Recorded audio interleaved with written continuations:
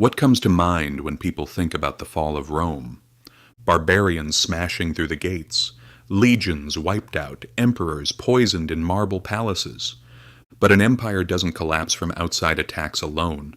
The rot always starts from within, and money is always one of the reasons for that rot. Rome's collapse wasn't just about invasions or corruption. The collapse of its currency dragged the entire empire down with it. And the lesson we're about to learn here still applies to every economy today that thinks it can play games with money and walk away clean. Let's set the stage first. For centuries, the silver denarius was Rome's economic backbone. Minted around 201 BC, this coin was nearly pure silver, and it was trusted in every corner of the empire. Soldiers were paid with it. Merchants used it. People's savings were built on it. The denarius wasn't just a piece of metal. It was trust poured into coin. As long as people believed in Rome, they believed in its money. But keeping an empire running was expensive. Legions needed pay. Roads needed building. Wars needed funding. By the 2nd century, Rome was already under pressure. Germanic tribes at the borders, the Parthians in the east, unrest at home. Tax revenue couldn't keep up with the cost. So the emperors reached for an old trick: debasement. Instead of raising taxes, which was never popular, they cut the silver content of the denarius. The numbers tell the whole story. Under Augustus, the denarius was 95% silver. By the time of Caracalla, that dropped to around 50%. By Gallienus, it had fallen below 5%. A coin that was once solid metal had become a bronze disc with a silver coating. And people could see the difference. Money was no longer tied to real value, and inflation became unavoidable.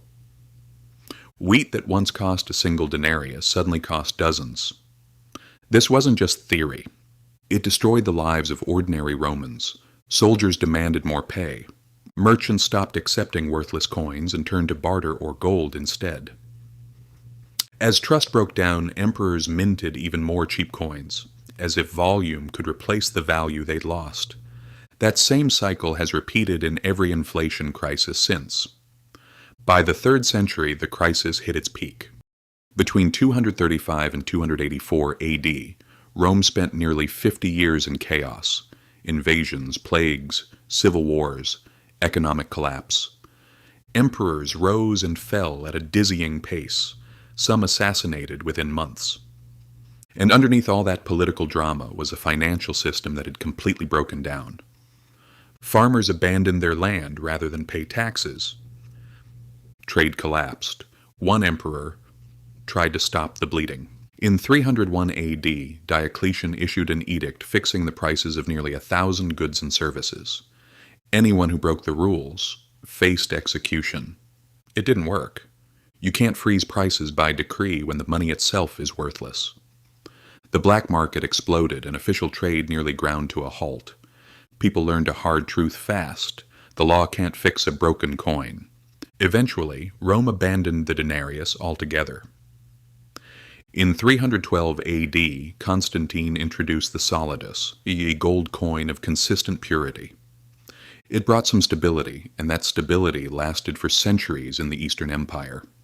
But the Western Empire was already fatally weakened. The debasement of the denarius had hollowed out Rome's economic core. Armies couldn't be sustained. Trade collapsed. Trust was gone.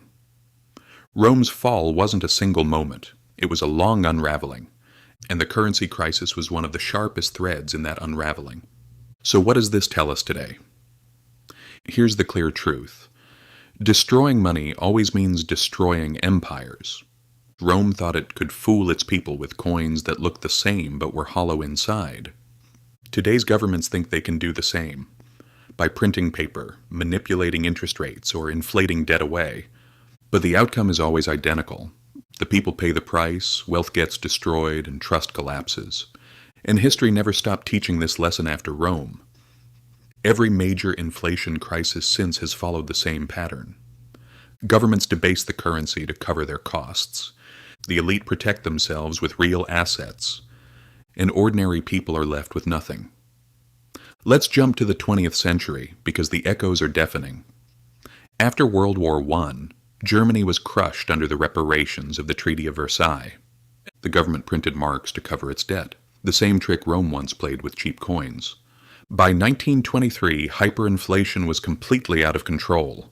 A loaf of bread that cost 1 mark before the war cost 200 billion marks by the end of that year. People carried their wages home in wheelbarrows. Retirees starved as their life savings evaporated. And once again, debtors watched their debts get wiped out by inflation, while those holding real assets, land, factories, foreign currency, came out stronger. Money lost all meaning, and that desperation paved the way for Hitler's rise. Zimbabwe followed the exact same path in the early 2000s. Land seizures, falling production, mounting debt, and the government turned to the printing press. By 2008, inflation hit an almost unthinkable number, 89 sextillion% annually. Prices doubled every single day. Stores couldn't update their price tags fast enough. Eventually, Zimbabwe abandoned its own currency entirely. Once again, a government thought it could outsmart reality.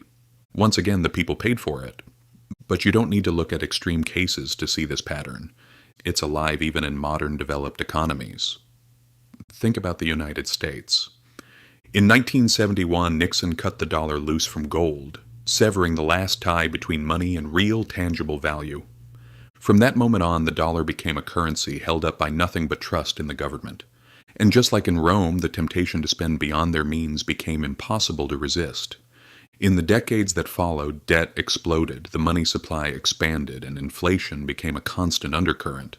We never saw wheelbarrows full of cash, but our purchasing power quietly eroded all the same. What a dollar bought in 1971 now costs you more than $6 today. The coins look the same, the bills look the same, but what's inside has been hollowed out. The trick is always identical. Governments dress up inflation as growth. They tell you higher wages mean prosperity, even as costs rise faster. They sell debt as investment, even when it's only funding consumption. They point to a rising stock market as proof of wealth, even when most people own no stock at all. Just like the Roman emperors, they act like nothing has changed while quietly draining value out of every coin, every paycheck. What makes this dangerous today is the scale. Rome's collapse was an imperial crisis. Germany's was a national one. Zimbabwe's was local. But today, the entire world runs on currencies backed by nothing, massive debt, and central banks ready to print trillions the moment a crisis hits. That means the next collapse won't be limited to one country. It will spread across the entire world. And history makes one thing very clear. The ones who suffer won't be the elites holding assets. It'll be the millions of ordinary people relying on a paycheck, a pension, savings. So what should you personally take from all this? First, inflation isn't an accident. It's a policy. It's the silent tax that has broken empires for 2,000 years. Second, real wealth isn't paper, and it isn't numbers on a screen. It's whatever holds its value even when money doesn't. Land, skills, productive work, resources. Third, never assume stability is permanent. A Roman in the 1st century would have laughed if you told him his coins would one day be worthless. A German in 1913 wouldn't have believed you if you said he'd be carrying cash in a wheelbarrow. A Zimbabwean in the 1980s believed independence meant prosperity. And every single time the same story played out. Rome's fall reminds us that financial systems can break slowly, then collapse all at once the moment trust evaporates. When money stops being real, society itself starts to unravel. Contracts fail, trade stops, armies fall apart, governments lose their legitimacy. The barbarians at the gate might land the final blow, but the real killer is always inside the treasury. And here's the part that matters most. History doesn't repeat itself, but if you don't understand it, it will crush you all the same. Rome's currency crisis was never just about bad emperors or greedy elites. It was about how fragile money becomes the moment power decides to abuse it, and that fragility never went away. If this video gave you a new perspective, don't forget to subscribe. History is filled with answers, waiting to be discovered. I'll show you where to start looking.